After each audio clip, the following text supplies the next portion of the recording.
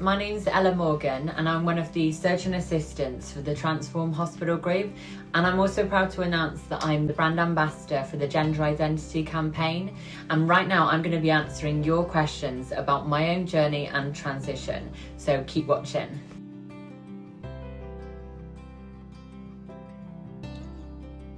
So I knew I was going to transition from around 11 or 12. I knew from probably about the age of 6 that I was different. I didn't know that I was transgender until I'd heard it for the first time. And I think that was during a documentary on TV, and it vaguely was brought up in sex education. So there wasn't much awareness or talk about it back then, and that wasn't too long ago. So in comparison to where we are now, we have definitely come along, but I just knew it resonated with me, and I knew that transgender described me, that I was a woman trapped in the wrong body. So from about the age of 11 or 12, I knew that I was going to transition at some point. I wasn't sure when, but as soon as I did know that I was going to transition, part of having the gender reassignment surgery was what I knew I needed to do, and I never doubted it for a second. I knew I needed that surgery and I was going to do it. It was just more kind of knowing when I was going to actually transition.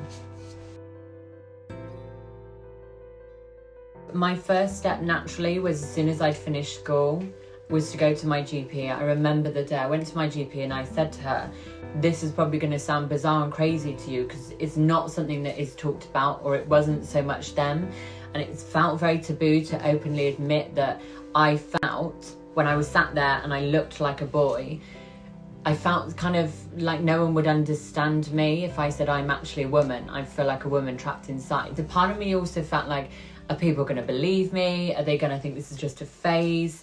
Am I going to have to prove myself? So I went to the GP and she said that there's a process, and the steps were to refer me to a psychiatrist just to make sure I'm, mentally stable, I guess, which I always knew I was, and that was never a doubt for me.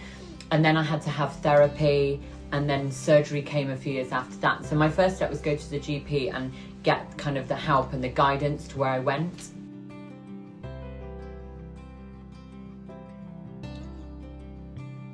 I feel like I was a range of emotions before I had the surgery. Obviously, there was that point where I was kind of 17, 18, and I knew I had to change.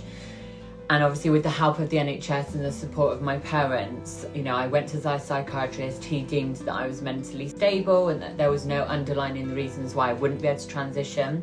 Then came the physical part, which was quite hard. I'd never really used makeup the way I was about to. My hair was quite short. There was all these steps to look feminine. And I was aware that you need to look feminine to pass as a woman. Otherwise, people aren't going to take you seriously. So I felt quite a lot of pressure to look good, to be taken seriously and to be seen as a person that I am, who I knew I was on the inside for many years, but obviously for everybody else this was going to be a huge change and shock for them, so it would take them time to get used to it.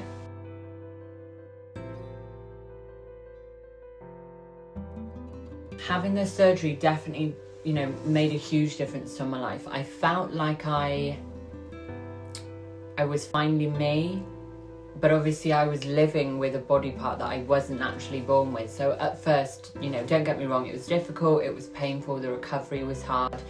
There was a few months where I definitely struggled with, I guess, post-surgery depression, but it was definitely worth it in the end. I just felt like I didn't have to worry anymore about people questioning me, and I didn't have to worry about, oh, I can't do this or I can't wear this. I can go out and have a holiday and be me. And the first thing I did was go to LA. So that was my treat to myself. But yeah, I definitely just felt kind of, I wouldn't say 100% complete, but I definitely felt better. And I felt more like me, more so than I thought I was going to before I had it done.